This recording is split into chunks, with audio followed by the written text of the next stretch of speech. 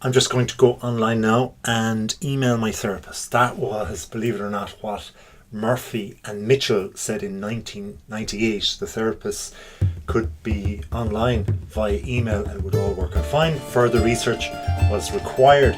But now we're looking into the research with regard to what not to say to your therapist. Number one is disrespectful language. You need to keep the good language going and keep the disrespect out of the therapy room. What we'd say in our country, which is effing and blinding or cussing or cursing, just leave it out. Personalised language with regard to, hey, you're such and such, I heard you were a great effing, some sort of quack, or that kind of stuff. It's not going to work either. Leave it out. Always be respectful in tone and courteous in nature to your therapist. Personal attacks then with regard to using disrespectful language, and also just personal attacks as such, you need to have a very good rapport with your therapist. So leaving out personal attacks and looking for more constructive feedback is valuable. So there's no point in attacking, obviously not physically, but verbally in any way. You're also delaying yourself. You're stopping yourself from getting the benefits of the therapy. You're paying for it. It's your time, it's your money, it's your peace in the week that you're actually getting the best from a skilled therapist. So why waste your time? Another thing that'll waste your time and something you should avoid is lies or deception, because lies or deception will not get you anywhere. You're making up stories, you're making up what ifs and things that did happen. It's not going to help you. It's going to make the therapist analyse exactly what you say. That's why it's called talk therapy, and they can only go off what you say. Obviously they're reading your body language as well. A very good therapist is. They might perceive or think, hey, maybe they're not exactly like telling the truth, and in that way then they're going to ask questions or comments or jerk you on in some way where you can actually perhaps fall with your lies in place and fall over them, and so the deception comes out. That then just questions your quality of character within the session itself. And back to the rapport bit and the trust, if it's not being built at this stage, it certainly will not be built from there. Another thing to avoid is inappropriate advances. Believe it or not, this can be more popular than you actually think, because in building that rapport, there's a natural way where your energies smelt together.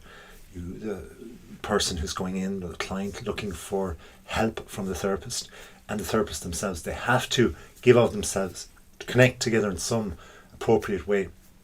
So leave the overtures or the advances of romance, or even of course sexual advances, totally away from therapy sessions. Therapists are bound by ethical guidelines, and in doing so, even if they feel a connection with you in that way, you're pressurizing them to step over that boundary. These are professional boundaries. This is their livelihood.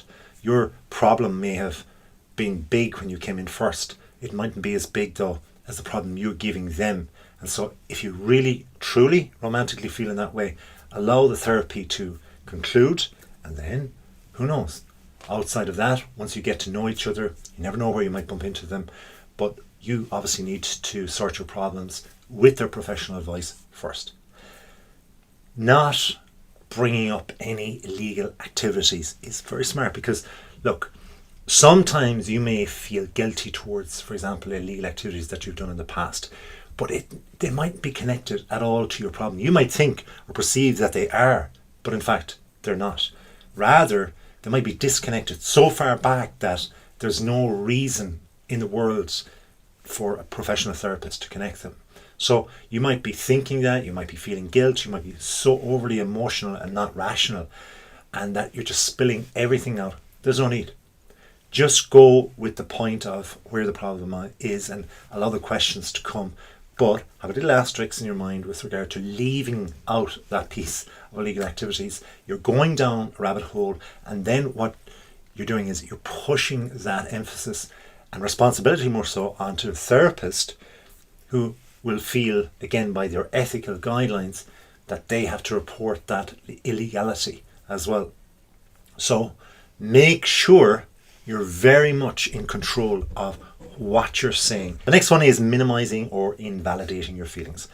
By avoiding minimizing or invalidating these feelings or your experiences, indeed, this can hinder the therapeutic process. And in a similar way, refrain from dismaying or invalidating your therapist's perspectives or insights, because going back to this, like, it's your money, it's your time, and it's your energy. You're spending this, and if you're going over and over again about different feelings, it's wearing on you.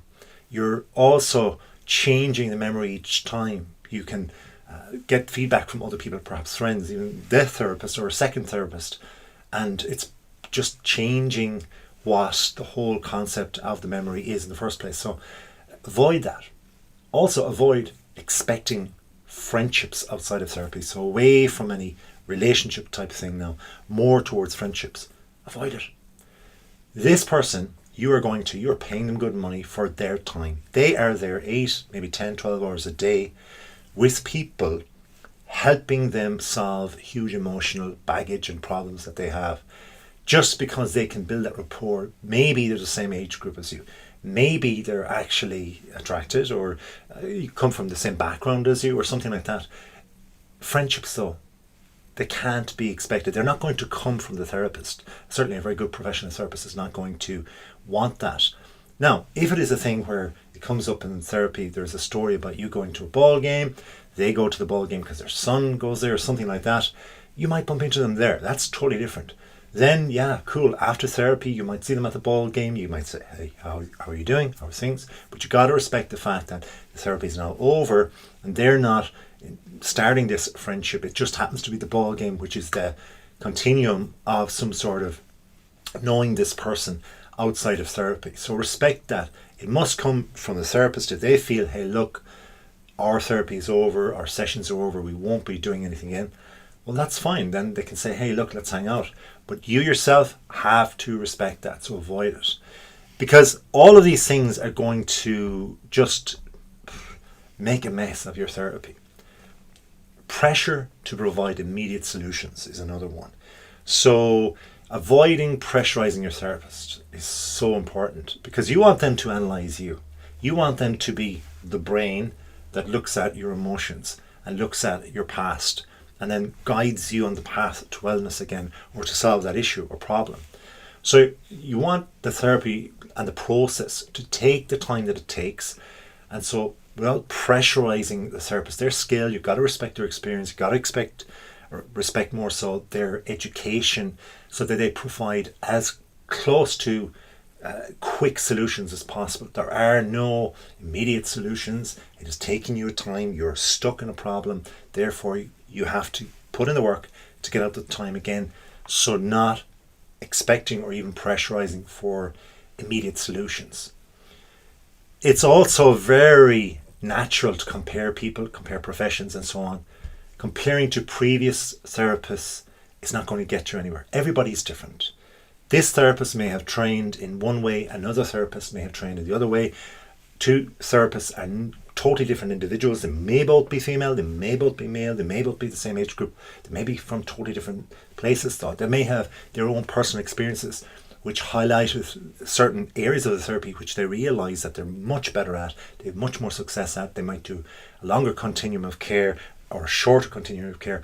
You just have to trust them that they are licensed, they are appropriate, and they're skilled in what they do. Everybody is different, and in how you do it is different too. Lastly, blaming your therapist if things don't work out. You have to do the work. You have to put in the time and certainly the money. So why blame them? Otherwise, you're going back online perhaps and emailing for therapy, or online just looking for nobodies to help you.